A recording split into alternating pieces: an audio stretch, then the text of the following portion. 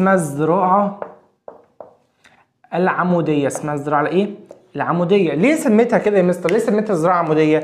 علشان بتتم في خلال طوابق، لأنها تتم خلال طوابق كده، منزل أو حاجة. طيب تمام.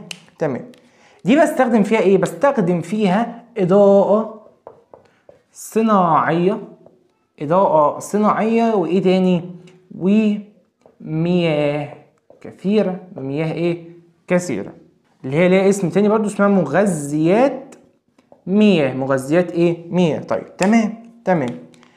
ليه يا مستر بستخدم التكنولوجيا الحديثة دي في حاجة اسمها الزراعة العمودية؟ علشان يا مستر تحسين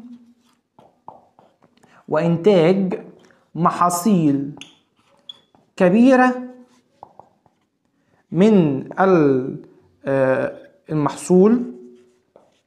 المحصول دون الحاجة إلى الأراضي الزراعية.